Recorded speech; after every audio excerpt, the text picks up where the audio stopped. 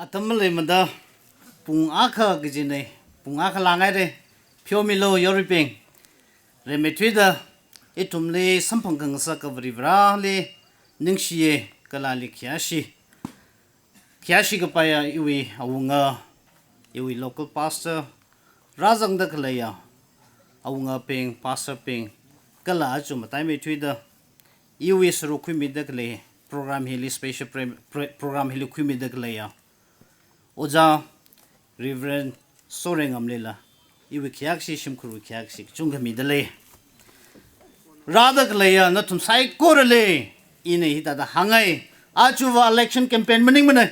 ka blessing ceremony ne thalala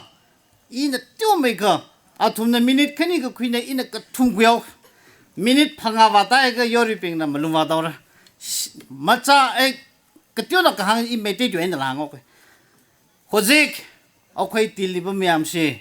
aigi maram da khangning ba. Pungya kendra da kari lege kari tauninge haibagi maram da khangning ba gidamakta mayam lakpani. Nokhoi gi nungsiba, nokhoi na ingon da cooperation PB bagi, asi gidamakta mayam da aigi family ki taraf teki thank you hainingi. Yengo, ID, political background family nate. Financial background labor family nate adubu egida amalaye 24/7 service people ngambagi young chorus to egida lay public the challenge to bani public the challenge to bishi haisana to banate background to banate egi service ta challenge to bani adugi damakta ai nishi mayam marakta lepani Mayam marakna nashi khangbio nashidigi hauna 24/7 service public idamakni leiriba khunda aigi kendra gi khunjada awaba tariba tolaga leiriba mayam gi damakta ngachonmi lei habisi kaubigano aigi mingsi ngachonmi habani tangkulonda meiteronda handoko taradi helper helping habisi English na hando de du tabani mayam gidamak lay haisi kaubi gano ay no khwengonda amuk si ama haizage message ama paisa na pung lay ngami matam di lay ngamdabani pung si chaw na thamasu matam ni akhoi na sijina gidobani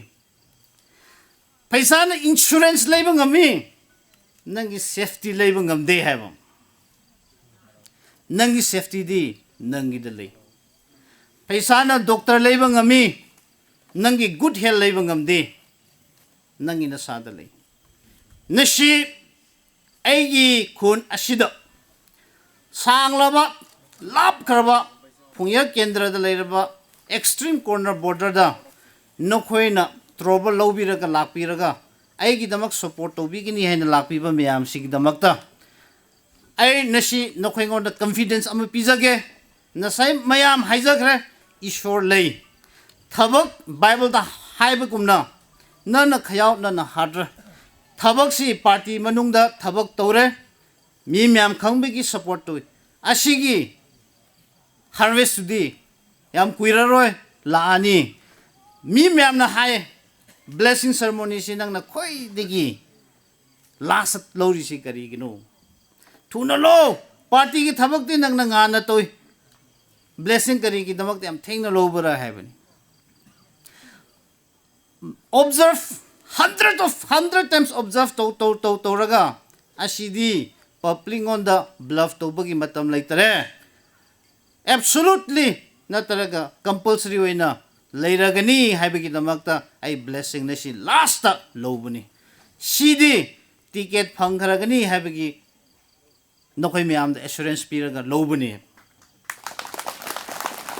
Aigi central leaders, aigi state leaders, aigi district leaders, aigi manda leaders mayamna support to be. Aigi kun every individual, aigi village ki individual anyone support to be. Societies, aigi village, aigi church, aigi village ki societies mayam aigona support to be bagi. Nasi thak asida ay yawunga mani. Mayam na aigona hangi nang kun gi mi support to bra. Kungi mina nongon nungsibra hangi. Nishi mayam marakta lepaga ngangiba nupasi khunna support tawdredi every individual of this village citizen na support tawdredi nakhoi mayam marakta e ngangba ngamoidobni ngami badi makhoi gi support ngangmani habisi nakhoi lobyu egi kendra gi egi block ki phuya block ta lariba specially particularly haiba matamda egi phuya block ta nasai mayam haigre nakhoi gi marakta tin bada awat pa kyam lairasu nisidi achu pawi liva yeng mi laga phyo mi laga rada khlai atam chiliva ichum cooperation akhwe longni o changrum sei ki hangai I trak la mahanglui ke I ke jang khat wa je pung akhashi ga khui ke da phaning sin ka mi ka tong ga na ta da cha fu gi jaw infali la ta fu gi ji kamjong ko som ka chung ga li chat fu gi je le hauda I na thumli trak disturb sa ke I na thumli oram ng chge ge ji nei na thumli chot ng sa ge ji maning lak pa nei na thumi ring ga pha ji I wi ring ga pha nei na thum chat ga thai ji I wi chat ga thai nei I na thumli chat thai la ge I wi speech na lo ma ji lak mra kha I na machuk la ga yori ping le na pastors ping awungas ping leaders kai ga I wi workers ping le na tiffin khami political party le hi ga tha meeting le tiffin khyao ma thai lak le mra